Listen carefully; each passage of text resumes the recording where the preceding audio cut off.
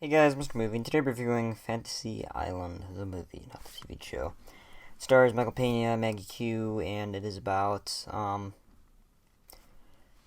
six people, was it, that get taken on a plane to Fantasy Island to live out their fantasies, but there's some problems.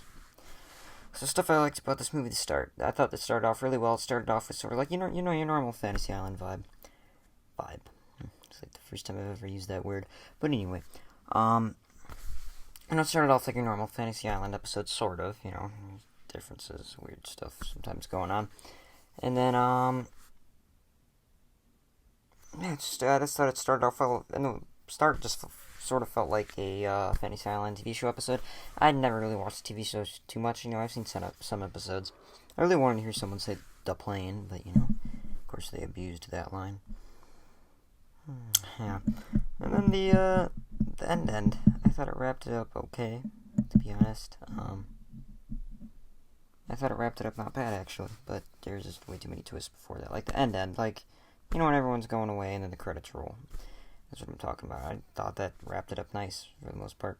The only things I didn't like now, you probably can guess it, there's more. Then stuff I liked, like the characters. I thought the characters were terrible. They were terrible characters. Couldn't relate to any of them. They were just all so bad. They made stupid decisions. They were all not funny at all, and they were trying to be funny. They just weren't relatable, so you didn't really care for any of them. The story was just terrible too.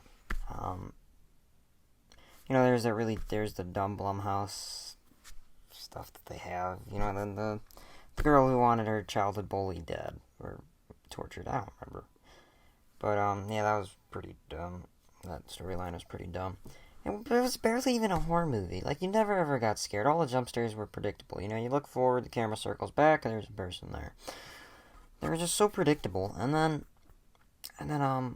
it just wasn't scary. And all the storylines was like, oh, someone wanted to go back to see his dad in the army, or save his dad, or whatever it was. And then someone wanted to say yes to this guy in at a restaurant. Yeah. And then, a bunch of guys wanted to do it with some chicks, and, it's pretty dumb ones, but they just weren't scary at all. And then the acting, too, wasn't the best, but that was mainly because they were miscasted majorly. Michael Pena is normally the guy, like Jeremy Johnson in his review of this movie, that you just want to have a beer with. It's true. I can't drink beer yet, but, it's true, you just want to hang out with him. He's not a guy you're like, no, I don't like him, You see him in Ant-Man, you see him in all of his other things, and you're just like, oh, that's a cool guy, I want to sit down with him. Watch a game with him or whatever. Yeah, but everyone else in this movie just sucked, too. I don't know, like, Jimmy O Yang was in this, too. Forgot to mention him at the start. Yeah, Maggie Q as well. No one did good. Everyone was miscast.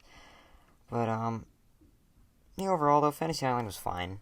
I gave it 51%. No, that's not fine. That's terrible. But, I would not recommend it for anyone unless you decided to see how bad this movie is or saw the original TV show more than I did. But, yeah. Put in the comments what you thought of this movie, and, yeah, see you next time, movie fans.